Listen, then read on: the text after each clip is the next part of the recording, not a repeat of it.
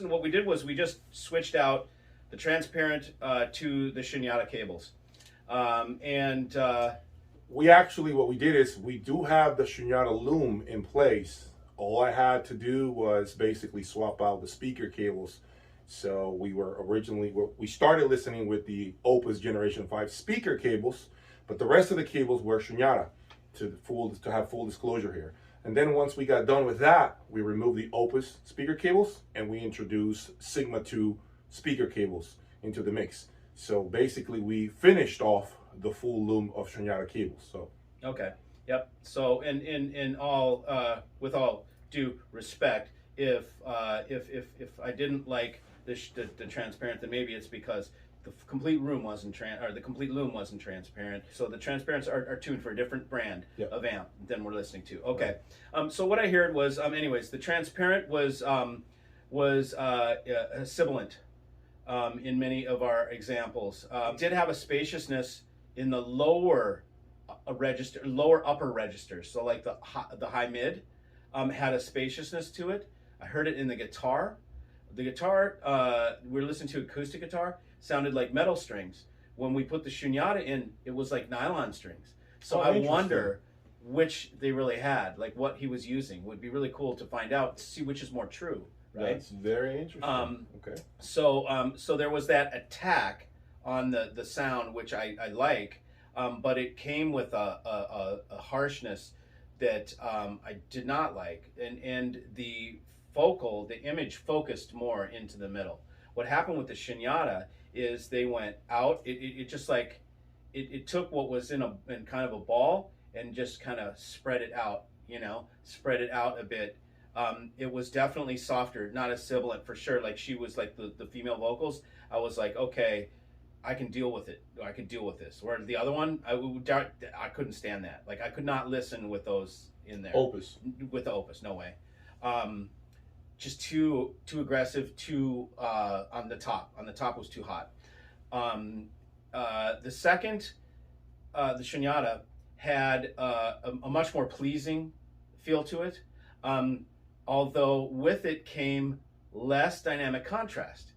So there was it was a smoothing of everything, and so it was more pleasant, but it lost a little bit of spaciousness and attack, so immediate sounds. So I found it in a weird way. It wasn't less involving though. No, in it was a weird not. way, the second one, the Shunyata was more involving. No. I agree with that. I felt like the Opus has a better way to tell you the differences between each song. So at times it definitely got a little too much, right? A little too hot on the high frequency, to the point that it got bright, for lack of a better word. It's system dependent, meaning they change that box thing depending on the amplifier that you use. Yes, on the not the speaker, but the amplifier. Yeah. But so to me that's tuning. So it's like, here's the cuffs, I'm yours, transparent, I'm your slave. So components, generally speaking, are tuning devices. I believe in that. I don't think I've met components, yes. But I don't think I'm a little opposite. I don't think you should use cables to tune the rig. I think the cables should get the hell out of the way. Yes, and not impart a sound. But who's to say, for example, that example you gave of the string of the guitar and what we heard, who's to say that string is not supposed to sound sharp like that? It's not supposed, because we would know if we know what kind of guitar it is. If the guitar has nylon strings, then it shouldn't sound sharp. But then I ask a question to the viewer. I have a question for the viewer. So if you go to a live event, I don't think anybody can say that you can go to a live event and have a 10-hour listening session with live instruments. You'll get fatigued. You'll be out of there in no time. I don't think. Well, but 10 hours though, that's a long time. But you know what I'm saying? So when you're hearing a real instrument in person, loud, it's fatiguing. That dynamic up and down, it's going to get to your ears. So when you hear it through the rig, isn't that realness? Isn't that how it's supposed to play through your speakers? Well, certain things, yeah, absolutely. Right. Yeah, so when you hear when you get these instruments that are not shouty, but they scream, and you go whoa, it's a little too much. Yeah, like a but trumpet. That's how I feel. It's like a trumpet. That's how I feel it's supposed to sound in real life, right? So So then when you get a cable that doesn't do that to you and doesn't make you cringe with that when that instrument goes off, then are you not tuning? Okay, so You're tuning. okay, so yeah, but now we get into the recording, okay? Right. Because like if you master it, you take that shit out. You don't want it too harsh, right? You make it so it's listenable and pleasurable if it's a produced piece. If it's a bootleg recording, right, of a show, yeah, you're probably going to get some. If they got trumpet right up there, you know, a horn section, you're going to be like, whoa. If it was recorded close, you know, so we're getting into a whole world of difference because I don't think really music makes it to production that has anything in it that's going to be like nasty, right? It can be near the red. It can be even into the red a little bit, pushed, meaning the levels. But certain things can exacerbate a recording. So like that one recording that we used with the female vocals, I would use that as a torture test. If the rig's not right, it's going to sound harsh. If it's right, it's going to be smooth. So that would be a perfect piece to use to check the level of the highs. Like, how are the highs doing right now? I would use that vocal. Now, of course, we get into the question of what are we tuning for? You know, are we... Okay, so if the rig is to sound fatiguing, like quote unquote normal life, then how do we pick a song to tune the rig to? Because we're talking about tuning, right? And that Jay's point, that the cables help tune a rig. Then how do we pick which song we want to make sound good on the rig? Because they're all different, right?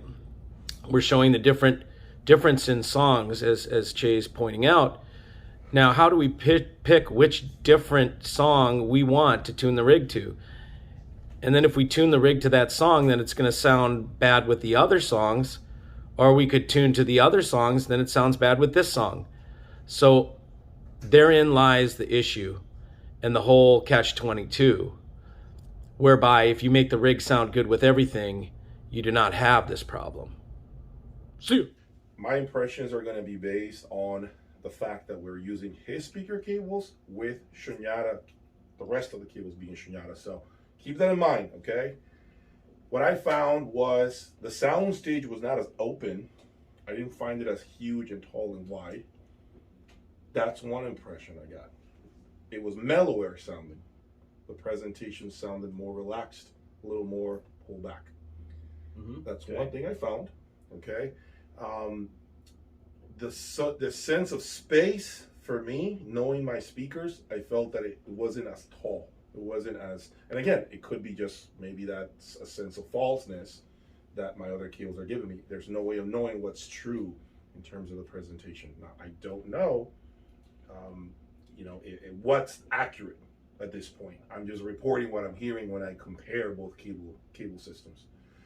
Of course, the cable, in my opinion, also gave me the sense of the law of diminishing returns, because we had a cable that's $40,000 in the form of the Generation 5 Opus, a $10,000 speaker cable, Shunyata Sigma version 2, and then your cables are how much? $7,000. So $7,000. So the law of diminishing returns is a real thing. There's no way around it. I heard the presentation and I was scratching my head thinking, well, I mean, I like what I heard, but I was thinking, damn, this sounds pretty good when you consider the money that it is. I mean, it was pretty damn good. And if I didn't have the cables I have, I could have easily been like, this is perfect. This is awesome. This is exactly what I was looking for. You realize that to get that extra 5-10% in performance cost you an arm and a leg. And that to me is one of the biggest things about this cable, that it really made me look at myself in the mirror and understand the price performance, that you were a big advocate, right? You're a big advocate of price performance. And there's no doubt in my mind that the cable has that.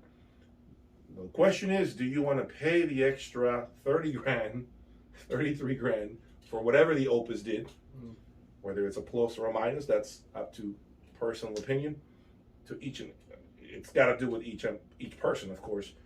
But I don't know, man. I personally, if I'm keeping it real, if I'm looking for value, I think his cables are better. If I'm looking for that value performance, no question, I think his cables win. But if I want to extend and get a little more of something, to me right now, the Shunyata is leading the race overall. Mm-hmm. Interesting. I believe that. Yeah, now, interesting. of course, now that's my take. Now, Yeah. and the reason why I don't have the Opus taking the lead is because I believe it has to do with the rest of the cable system. Mix and matching, again, that's what I think is right now knocking down the Opus Generation 5 speaker cable. Go ahead. I heard artifacts from the Shunyata. I heard artifacts from, definitely heard artifacts from the Transparent. But it was like the VERASTARR cables, just like, I'm insignificant. I'm out of the way. I'm not important. Whereas the other ones are like, screw the speakers and the amp. Here's me. I carry the signal, and here's me, and I'm in control of the signal. And so they made themselves apparent to me very much. And there was artifacts. I could hear, there's a sonic signature on both of those. There was not a sonic signature on the VERASTARR cables that I heard.